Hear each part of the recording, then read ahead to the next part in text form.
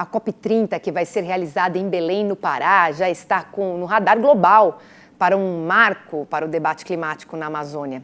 Mas antes de olhar para o futuro, é hora de fazer um balanço da COP29, realizada em 2024 em Baku, no Azerbaijão, onde temas como financiamento climático e justiça ambiental dominaram as discussões. Baku, capital do Azerbaijão, cedia a COP29. Cerca de 67 mil pessoas de todas as nacionalidades do mundo participam do evento. No palco, temas como financiamento climático, mercado de carbono e transição energética. O Brasil apresentou na primeira semana suas metas atualizadas de redução de emissões de gases de efeito estufa, comprometendo-se com uma diminuição entre 59% e 67% até 2035, em comparação aos níveis de 2005.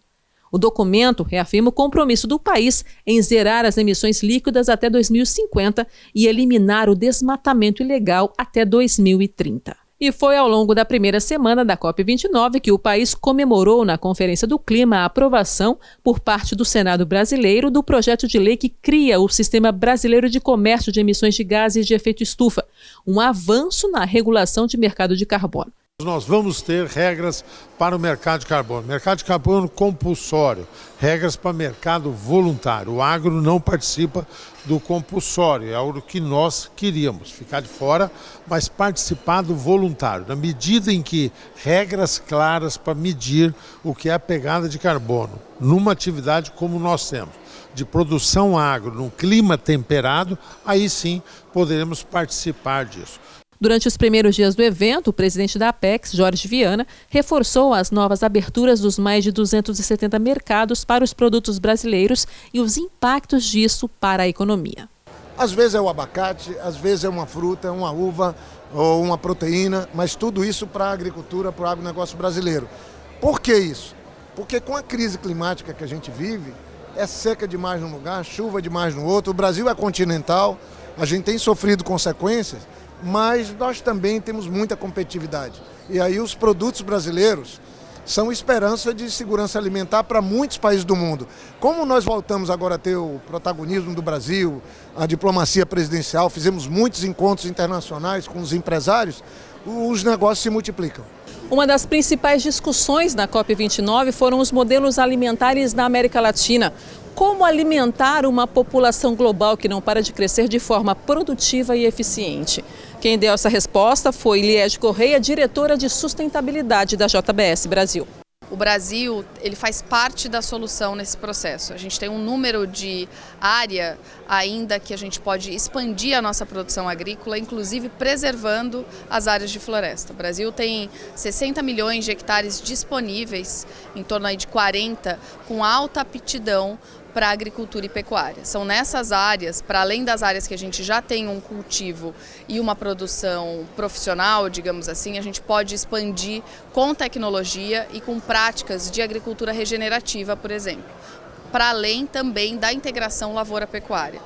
O governador do Pará aproveitou para destacar a dedicação com os preparativos para a COP30, que vai ser realizada no Brasil.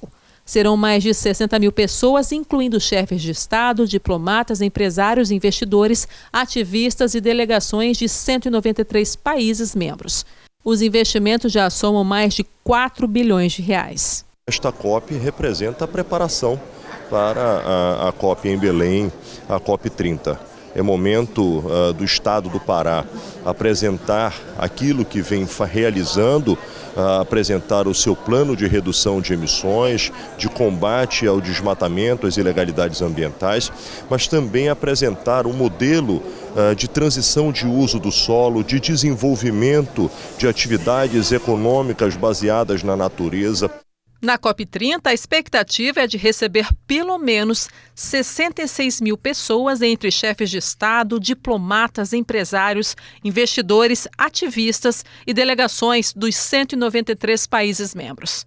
Representantes do Ministério da Agricultura e Pecuária e da Frente Parlamentar da Agropecuária avaliaram a decisão.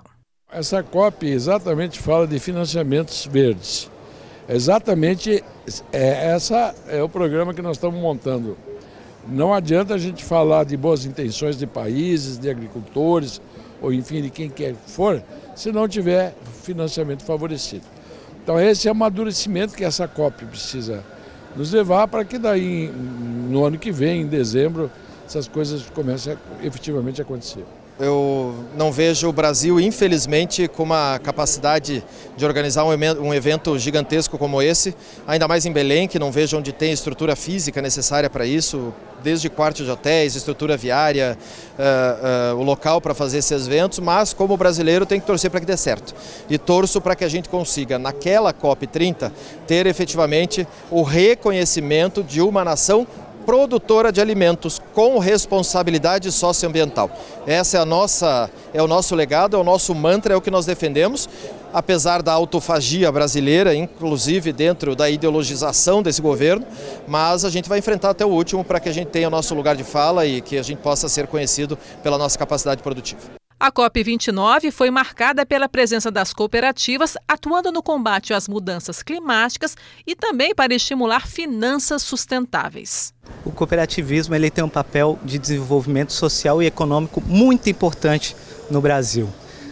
Nossas cooperativas representam mais de 1 milhão de produtores rurais e eles fazem parte do nosso cotidiano, porque tudo que a gente come no dia a dia, nas nossas refeições, metade de tudo isso vem de cooperativas, desde o cafezinho, o leite, passando pelo arroz, pelo feijão, pela carne.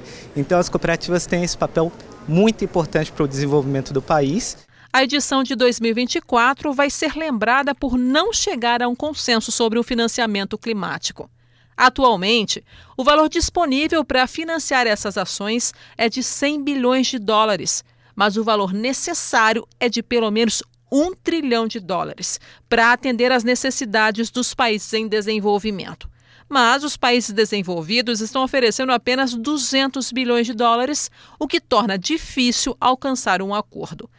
A expectativa agora é de que a COP30 no Brasil enfrente questões ainda mais complexas relacionadas ao clima, o que vai representar um desafio maior